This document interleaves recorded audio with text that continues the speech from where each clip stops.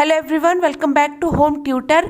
आज की वीडियो में हम देखेंगे क्लास 6 के संस्कृत विषय के चैप्टर 11 का अभ्यास कार्य। तो चलिए वीडियो को शुरू करते हैं। अभ्यास कार्य में पहला प्रश्न है, वचना अनुसारम रिक्त स्थानानि पूरयत। यहाँ पर हमें कुछ शब्द दिए गए हैं, इनका एक वचन, द्विवचन या फिर बहुवचन रूप लिखना है। किसी में एक वचन दिया है तो उसका द्विवचन और बहुवचन लिखना है, कहीं पर द्विवचन है तो उसका एक वचन और बहुवचन लिखना है, और जहाँ पर बहुवचन दिया है उसका एक वचन और द्विवचन रूप लिखना है। तो ये जितने भी शब्द यहाँ पर हैं ये पुल्लिंग शब्द है, और पुल्लिंग शब्द का ये सप्तमी विभक्ति है।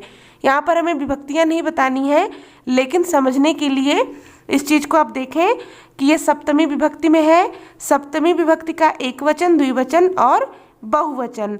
यहाँ पर हमें एक उदाहरण भी दिया गया है, मंदिरे, मंदिरयोः, मंदिरेषु। अब इसी तरीके से दूसरा शब्द यहाँ पर है अवसरे।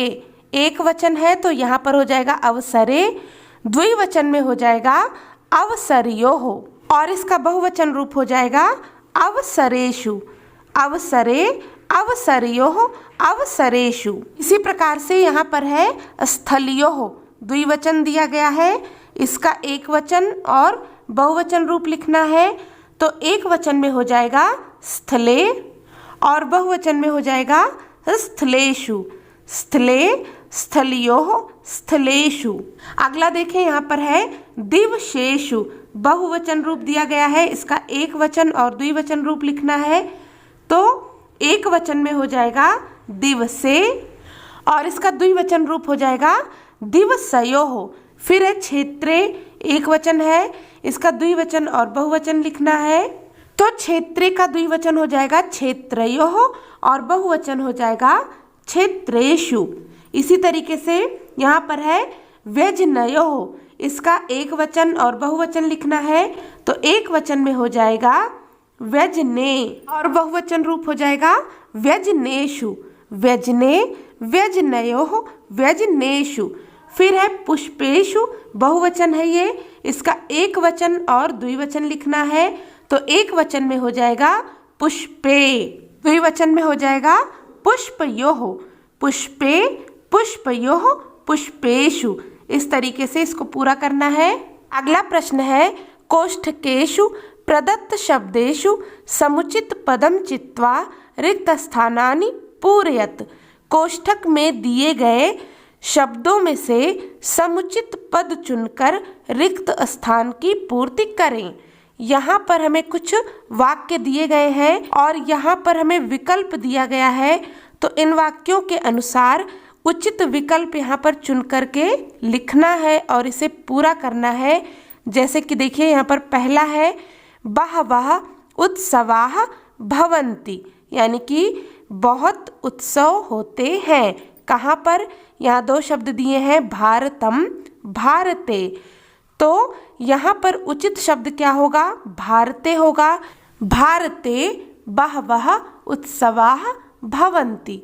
फिर है मीनाः वसन्ति। मीनाः यानी कि मछलियाँ, वसन्ति यानी कि रहती हैं। कहाँ पर? सरोवरे, सरोवरात। तो सरोवर में मछलियाँ रहती हैं। सरोवरे शब्द यहाँ पर सही होगा क्योंकि इसमें लगी हुई है सप्तमी विभक्ति। सरोवरे मीनाः वसन्ति।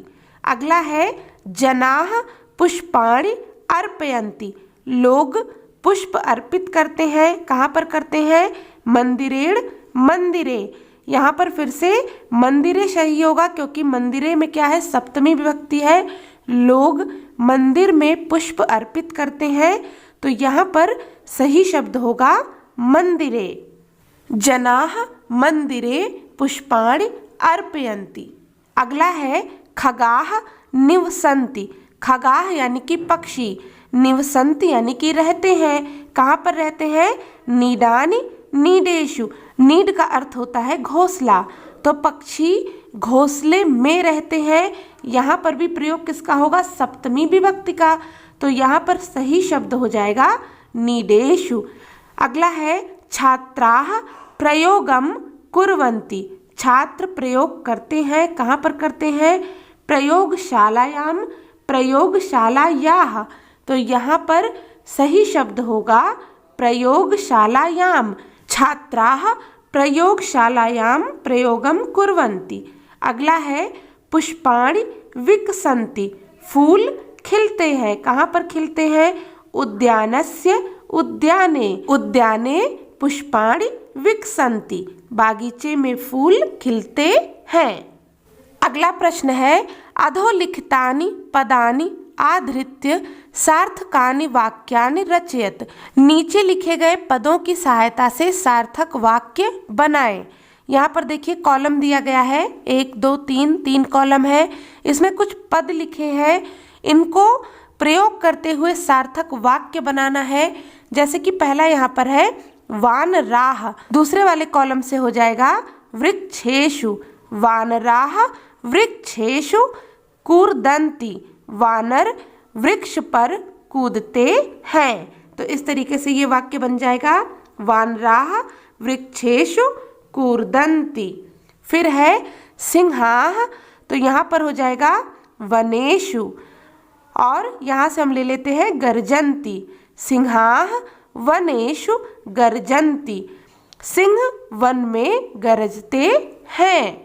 अगला है मयूराः, तो यहाँ से हम ले लेते हैं उद्याने। मयूराः उद्याने नृत्यन्ति। मोर बागीचे में नृत्य करते हैं। फिर है मत्स्याः, यहाँ से हम ले लेते हैं जले। मत्स्याः जले तरन्ति। मछलियाँ जल में तैरती हैं। अगला है खगाः, तो यहाँ से हो जाएगा आकाशे, और यहाँ से हो जाएगा उत्पतन्ति। खगाः आकाशे उत्पतन्ति। पक्षी आकाश में उड़ते हैं। इस तरीके से यहाँ पर सार्थक वाक्यों का निर्माण करेंगे। अगला है प्रश्नानाम उत्तराणि लिखत। प्रश्नों के उत्तर लिखिए। यहाँ पर कुछ प्रश्न हैं, इनके संस्कृत में उत्तर लिखने हैं। पहला है जनाः पुष्पव्यजनानि कुत्र अर्पयन्ति।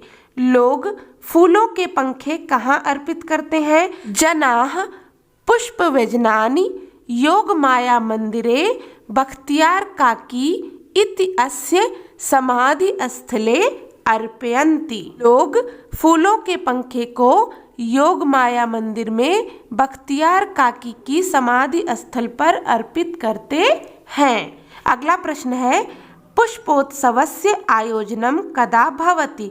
पुष्प उत्सव का आयोजन कब होता है? तो इसका उत्तर हो जाएगा पुष्पोत्सवस्य आयोजनम अक्टूबर मासे भवति। पुष्पोत्सव का आयोजन अक्टूबर के महीने में होता है। अगला प्रश्न है अस्माकं भारत देशः कीदृशः अस्ति।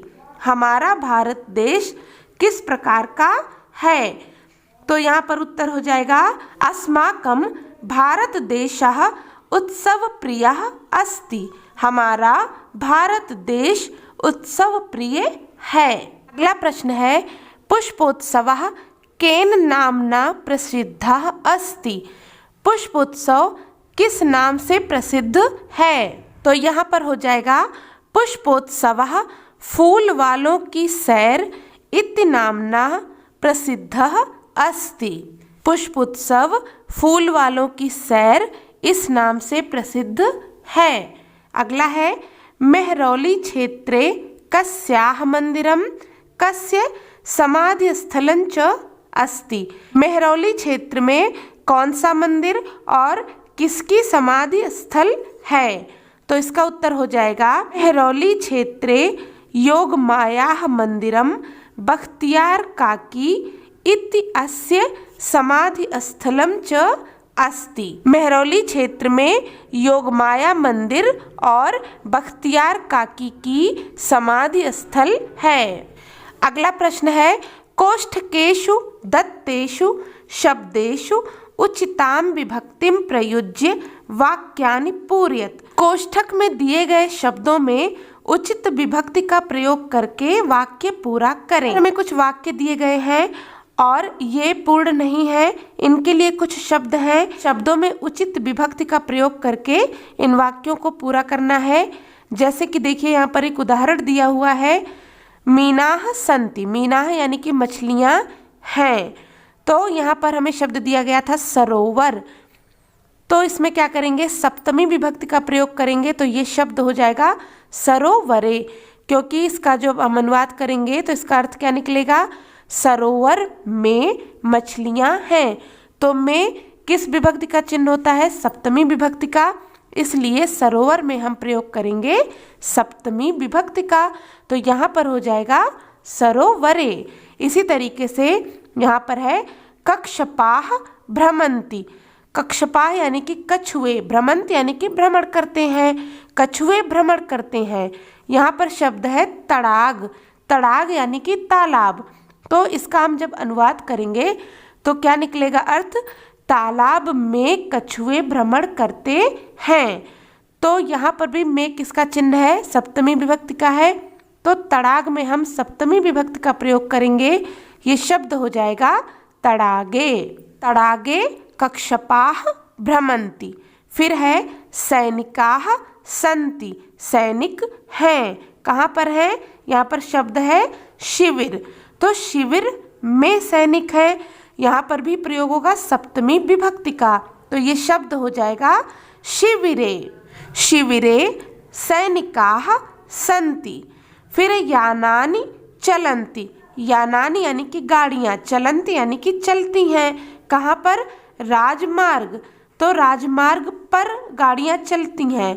पर किसका चिन्ह होता है, सप्तमी विभक्ति का, में पर, ये दोनों चिन्ह होते हैं सप्तमी विभक्ति के। तो राजमार्ग शब्द में हम सप्तमी विभक्ति का प्रयोग करेंगे, तो ये शब्द हो जाएगा राजमार्गे। अगला है रत्नानि सन्ति। रत्न है कहाँ पर, यहाँ लिखा हुआ है धरा, तो इसमें भी हम सप्तमी विभक्ति का प्रयोग करेंगे, तो ये शब्द हो जाएगा धरायाम। धरायाम रत्नानि सन्ति। फिर बालाः क्रीडन्ति, लड़कियां खेलती हैं, कहाँ पर, क्रीड़ा क्षेत्र, तो क्रीड़ा क्षेत्र यानी कि खेल के मैदान में, यहाँ पर भी सप्तमी विभक्ति का प्रयोग होगा, क्रीड़ा क्षेत्र में सप्तमी विभक्ति लगाएंगे तो ये हो जाएगा क्रीड़ा क्षेत्रे। बालाः क्रीड़ा क्षेत्रे क्रीडन्ति। अगला है मंजुषाताः पदानि चित्वा रिक्त स्थानानि पूरयेत्। यहाँ पर हमें कुछ विकल्प दिए गए हैं, इनका उचित प्रयोग करते हुए नीचे दिए गए वाक्यों को पूरा करना है। जैसे कि पहला यहाँ पर है वयम पठामः, हम पढ़ते हैं, कहाँ पर पढ़ते हैं, यहाँ विकल्प देखिए, पुष्पेषु गंगायाम विद्यालये, यहाँ पर उचित शब्द हो जाएगा विद्यालय। वयम विद्यालये पठामः, हम विद्यालय में पढ़ते हैं। अगला है जनाः भ्रमन्ति। जनाः यानी कि लोग, भ्रमन्ति यानी कि घूमते हैं, कहाँ घूमते हैं, तो यहाँ पर उचित शब्द होगा उद्यानेषु। जनाः उद्यानेषु भ्रमन्ति, लोग बागीचे में घूमते हैं। अगला है नौकाः सन्ति। नौका हैं, कहाँ पर है, तो यहाँ पर उचित शब्द हो जाएगा गंगायाम। गंगायाम नौकाः सन्ति, गंगा में नौका है। अगला है भ्रमराः गुंजन्ति। भ्रमराः यानी कि भंवरे, गुंजंत यानी कि गुंजन करते हैं, इसके लिए उचित शब्द होगा पुष्पेषु। पुष्पेषु भ्रमराः गुंजन्ति, फूलों पर भंवरे गुंजन करते हैं। फिर फलानि पक्वानि सन्ति, फल पकते हैं, कहाँ पर पकते हैं, तो यहाँ पर हो जाएगा वृक्षयोः, वृक्षों पर फल पकते हैं। तो ये था पाठ 11 का अभ्यास कार्य। होपफुल कि ये वीडियो आपके लिए हेल्पफुल रही होगी। अगर आपको वीडियो अच्छी लगी, हेल्पफुल लगी, तो प्लीज़ इसे लाइक करें, ज़्यादा से ज़्यादा शेयर करें और सब्सक्राइब करें चैनल होम ट्यूटर को। मिलते हैं नेक्स्ट वीडियो में न्यू टॉपिक के साथ, तब तक के लिए take care and bye bye.